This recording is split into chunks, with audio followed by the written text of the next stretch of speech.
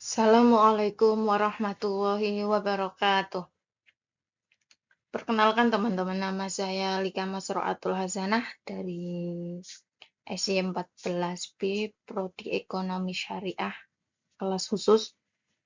Eh, Izinkan saya untuk mempresentasikan pasar uang dan valuta asing untuk memenuhi tugas lembaga keuangan bank dan non-bank.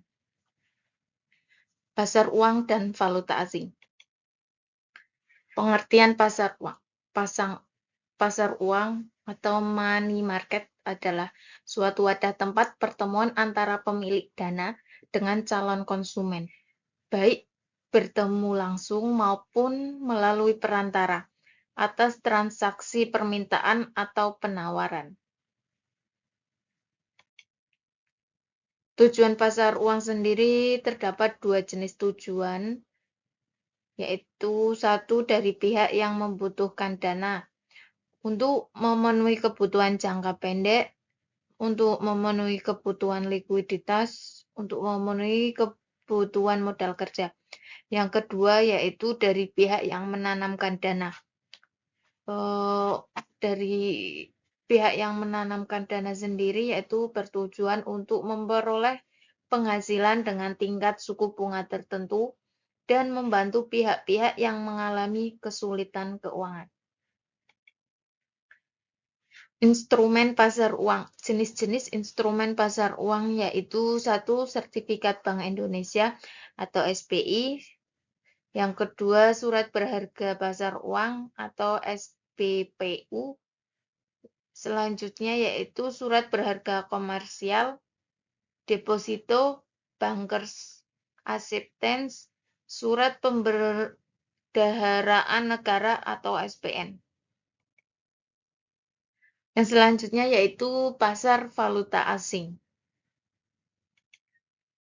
Definisi pasar valuta asing atau disebut juga dengan foreign exchange market diartikan sebagai lembaga pasar di mana orang dapat memperoleh fasilitas-fasilitas untuk melaksanakan pembayaran kepada penduduk negara lain atau menerima pembayaran dari penduduk negara lain.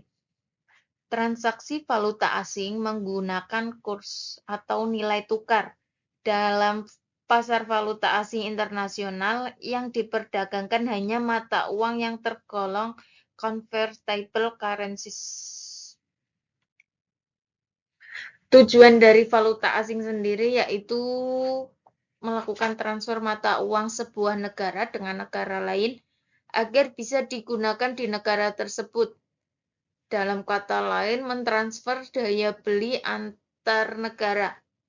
Yang kedua, mendapatkan atau menyediakan kredit untuk membiayai transaksi perdagangan internasional. Yang ketiga, sebagai sarana untuk memperkecil resiko karena perubahan kurs. Jenis-jenis transaksi falas atau valuta asing, yaitu transaksi tunai. Penyerahan valuta asing atau falas 2 hari kerja berikutnya.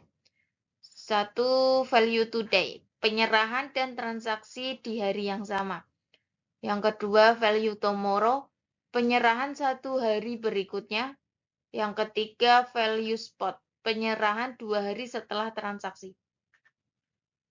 Yang selanjutnya yaitu transaksi tunggal atau forward transaction. Penyerahan pada beberapa hari mendatang, mingguan ataupun bulanan. Yang ketiga yaitu transaksi barter atau swap transaction.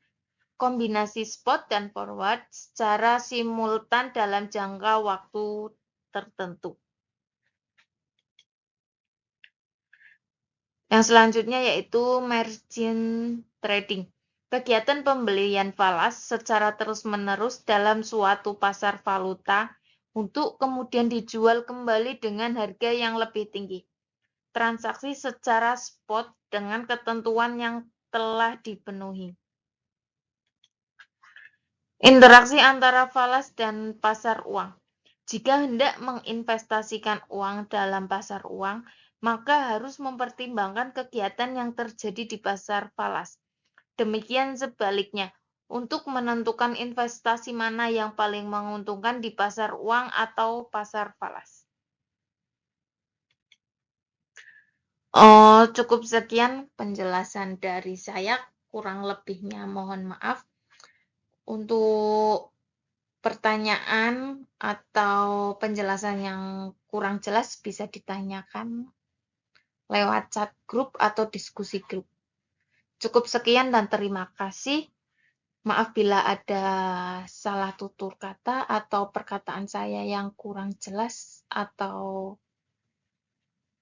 kurang baik. Mohon maaf. Wassalamualaikum warahmatullahi wabarakatuh.